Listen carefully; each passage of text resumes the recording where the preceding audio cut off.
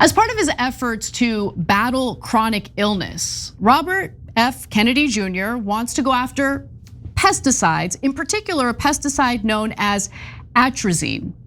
Now, the agricultural industry, or I should say agrochemical industry, as it's known, has no plans of going out quietly. As you can imagine, they're looking after their profits. They don't want to have certain things that they're selling get banned in order to protect the health of Americans. And so, unfortunately, that industry has some pretty significant allies within the Trump administration. And that ended up sparking a war within the Trump administration over what to do about those potentially dangerous chemicals. And today we've learned which side has won. So we'll get to that in just a bit, but I think it's important to know how this battle was fought and all the different moving parts involved. So first, here's what you need to know. RFK Jr. has called atrazine extraordinarily toxic and stated that it's tied to both chronic disease and higher rates of cancer. Seems pretty serious. Here's the data on the substance. Each year, American farmers spray atrazine on about 75 million acres of farmland, roughly equivalent to the area of New Mexico. Atrazine has been detected in the drinking water of some 40 million Americans. It is an endocrine disruptor linked to preterm delivery, birth defects, and low sperm counts, and possibly to thyroid, ovarian, and other cancers. So hey, conservatives, the ones who are super worried about the birth rates, you're gonna need your little swimmers to swim effectively in order to fertilize that egg. And it's gonna be a little hard if the pesticides that are being sprayed on our produce are lowering your sperm count. So approximately 60 countries have banned atrazine. Regulating chemicals like atrazine is a huge priority of the MAHA movement, which has brought together a massive tent of supporters. And that's the good thing, right? That there's that one element to RFK Jr. that is somewhat good. The fact that there's some buy-in on the left and the right when it comes to banning certain pesticides that are really bad for us, that cause chronic illnesses. So regulating chemicals is a difficult thing to do because of how private interests have like a stronghold on our lawmakers. So the coalition spans from environmentalist groups to men's rights influencers who are concerned about atrazine's impact on fertility. All these people are like working together, rooting for RFK Jr. to ban the chemical. Today, the Trump administration released a report listing various causes of chronic diseases in the United States. But there was a huge battle over whether or not pesticides are included in that report. And as we mentioned, the agrochemical industry has friends in pretty high places. One of them happens to be Nancy Beck. She serves as the senior advisor at the EPA's Office of Chemical Safety. She was also the person who oversaw the EPA's chemical policy in Trump's first administration.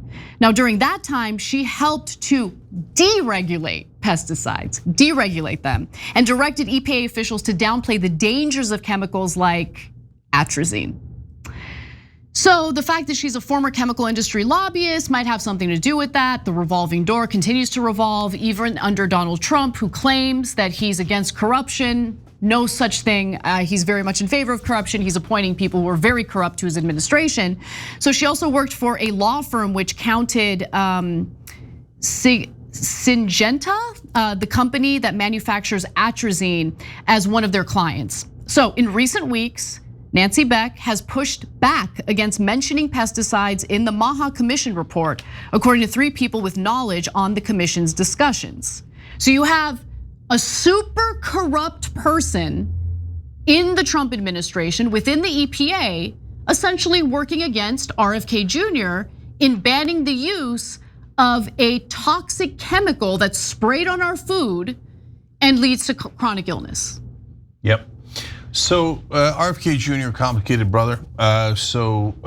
Liked when he was running, I liked his housing policy, his money and out of politics policy. Hated his stance on vaccines, Israel randomly. The first thing he did at Health and Human Services was say that criticizing Israel is bad for your health, which might actually be true, but in kind of dark ways. Anyway, so there's a lot I disagree with RFK Jr. on, but pursuing this, pesticides, additives, et cetera, are they safe? Are they not safe? Yeah, I agree with that, right? And so that's not kooky at all. It's not, hey, vaccines leading to autism. We've studied that a million times. This stuff we have not studied nearly enough, right? And we're all concerned about the damage that it could do. But my jury's out on it. I give me more research. Give me something that gives me peace of mind in either direction, right? So now this is an interesting battle, right? Now we got, in this case, RFK Jr. is trying to do something positive. Now we've criticized him for the things he did negative. Okay, so let's see how this turns out. Who's got more strength, MAHA or the donor class? Let's find out. Well, it looks like RFK Jr. is outnumbered, okay? Because there's another corrupt figure that I want to mention here, and that's Kailee Buller. She's the chief of staff at the US Department of Agriculture. And in the past few years, she served as the president and CEO of not one, but 2 seed oil industry lobbying groups. Huh. I've heard a lot about seed oil lately. I heard that it's really bad for you. Interesting, okay. Bueller? Anyone? Yeah. Anyone on seed oil? Their member companies rely on crops like soybeans, canola, and sunflower seed, which are commonly grown using atrazine and other pesticides. Now, Bueller is another figure who didn't want pesticides to be included in that report that we were talking about, and we're not done yet, there's more, okay? In April, 79 Republicans in Congress weighed in on the matter, sending a letter that urged Kennedy and other members of the MAHA Commission to resist efforts from activist groups promoting misguided and sometimes malicious policies masquerading as health solutions, citing a petition calling on the commission to eliminate toxic pesticides from the food supply. Yeah, that's a good idea. Let's keep the toxic pesticides in the food supply. That seems like a brilliant idea. As long as those Republican senators are getting paid off. I mean, they are getting campaign contributions with people they happen to agree with. So, according to the New York Times, RFK Jr. was pushing to include atrazine in this report, as you can imagine. And it is included, but not as much as some in the MAHA movement would like. And so here's an excerpt from the report so you can kind of get a sense of what we're talking about here. Crop protection tools, including pesticides, herbicides, and insecticides. Some studies have raised concerns about possible links between some of these products and adverse health outcomes. In experimental animal and wildlife studies, exposure to another herbicide, atrazine, can cause endocrine disruption and birth defects. See, that's an actual study. So when it's studies that say vaccines don't cause autism, everybody in Washington goes, you have to listen to the studies. The studies are important, and I agree. Now, here's a study that says this thing could be really problematic and lead to birth defects and other things. And everybody in Washington is like, you never listen to the studies, okay? The scientists are full of crap. You listen to industry that has bribed us. I mean, giving us campaign contributions because we coincidentally agree. Wink. So let's put this next graphic up. So atrazine is also listed in a diagram listing exposure pathways to various chemicals. And that's not all. RFK Jr. called out the industry's lobbying efforts in the report. So corporate influence stretches beyond extensive involvement in scientific research to include active governmental lobbying. In 2024, the chemical manufacturing lobby spent roughly $77 million on federal influence activities, placing the industry among Washington's top spenders. And in 2023, 60% of chemical sector lobbyists previously held federal posts. That's from the MAHA report, Make America Healthy Again report. Okay.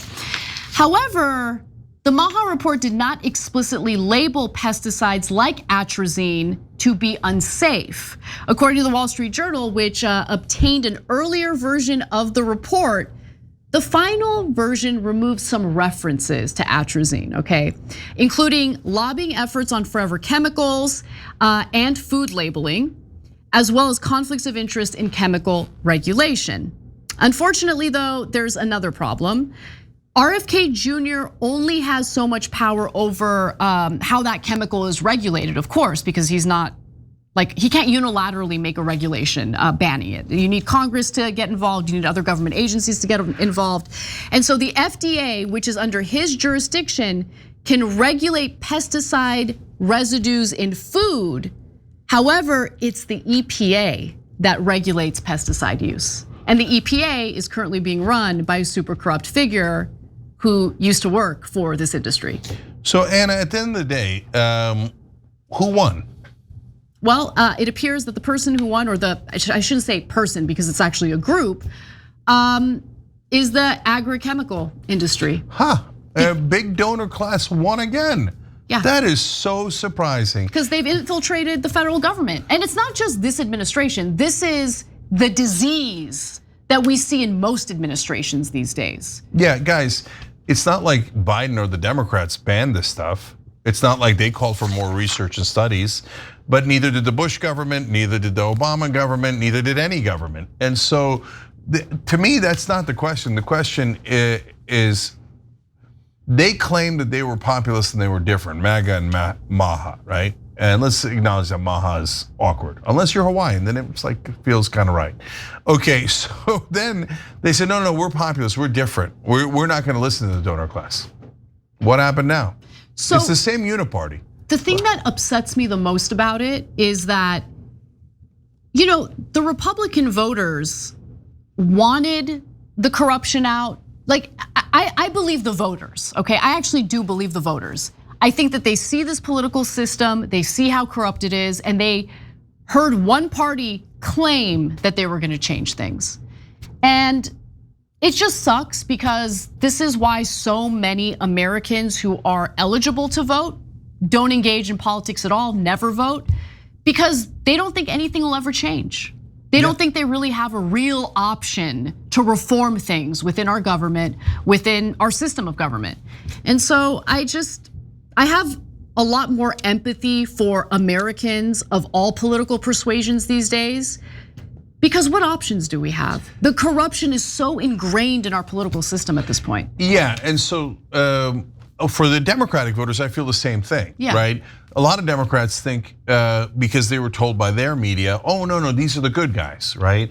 And my God, Biden would love to get money out of politics, but golly, gee, there's nothing he could do. I mean, the Atrazine, he would, oh my God, he's so empathetic. He cares so much about you. Oh, the Palestinians, he'd love to help the Palestinians, but he just can't seem to do any of those things, right? Oh, the public option, he's really in favor of it. Then why didn't he introduce it ever? Okay, and it's just lie on top of lie on top of lie. Is that the fault of the Democratic voters? No, the Democratic voters voted for Biden hoping and believing that he was gonna do those things, right? Because the media constantly lies to them and tells them, oh yeah, very empathetic. He really wants to do those things. No, he doesn't. The media lied to you and told you that he wanted to do $15 minimum wage. That was the first thing he took out of the first bill. Because he never meant it, he's a liar. So I blame Biden, but I don't blame Biden's voters. I blame Trump, but I don't blame Trump's voters. And then when you apply that to MAHA, I would say that most to that group, okay? Because there's a ton that I disagree with MAHA on the vaccines, the autism, blah, blah, blah, etc. So I'm not co-signing on the policies. But do I think MAHA really wanted to change the system and hates the corruption and wanted to actually get the poison and the toxic stuff, etc., out of our food supply and our drugs, etc.? Yeah, I believe that the voters of MAHA definitely wanted that, right? Of all the people who want change, they were among the top people who wanted change. Even if we don't agree with the kind of change, some of the change that they wanted, right? And did they get what they want? No, they didn't get it either, right? And this is a perfect example. But guys, look, I know I'm crazy, and I still believe, and I still think that we can make a difference. But that's why I started Rebellion PAC, because these guys are never gonna do it, right? How do you make sure that the politicians are gonna be honest? You make sure they don't take corporate PAC money, right? So that's why everybody in Rebellion PAC, Randy Bryce, Richard Ojeda, Ro Khanna, none of them take corporate PAC money. Because once they take the money, it's over. I mean, look at all these guys. All of a sudden, oh, it's messing with all of our systems and causing birth defects and poisoning us all. Oh, but the corporate check cleared, I'm good, right? And they'll poison you in a second for a goddamn check, right? So that's why the Rebellion PAC guys are clean. They're fighting for the policies we all care about and believe in. So there's only one hope left. The Republicans are always going to Republican, okay? And what did I tell you? Oh, Trump's going to be different. Nope, $5 trillion tax cut, the majority of which goes to the rich. Told you, right? Oh, well, they're not going to cut Medicaid and Medicare. They cut Medicaid and Medicare, right? Same thing with Biden and all of his fake promises. So you tried every other option. In my opinion, the only option left is populist left, the Bernie wing. And if you had to name 2 honest people in politics, who would you name? So if you're in mainstream media, you're like, I don't know, Joe Biden and Donald, well, they wouldn't say Donald Trump. Joe Biden and Kamala Harris? No, okay. Bernie Sanders and Thomas Massie, okay? Yeah. One is on the left, one's on the right? They're principled. They're principled. Now, I don't agree with Massie. I agree with him on the budget, but I wouldn't agree with him on some cuts, etc. Right? But oh, by the way, I also agree with him on Israel, and I also agree with Bernie on Israel, right? Because once you're honest and you're not beholden to the cash, why would you want to work for AIPAC? Yeah, you have moral clarity. Yeah, why would you want to work for the big drug companies, right? So that's a real dialogue between Massie and Bernie Sanders, right? And so what we're doing, and the Massie wing doesn't exist. They thought it was Trump. And who is Trump fighting with most right now in Congress? Thomas Massie, right? So although the Massie wing could exist in the political world, there is no coalition there. Trump took that coalition and led it down the exact wrong path. Yeah, misdirected. Right. So but the Bernie wing still exists. The Ro Khannas, the Nina Turners, and so many others. Now Rebellion PAC, right? And they are clean. Can you just try that once? The one honest guy in politics. Can we try that wing? Right. If we do that, I think we could have an answer. But otherwise, these guys are gonna, and by the way, the driving force behind all of that is get the damn money out of politics. Until you get the money out of politics, these guys are gonna be corrupt forever and ever and ever. Every time you ring the bell below, an angel gets his wings. Totally not true, but it does keep you updated on our live shows.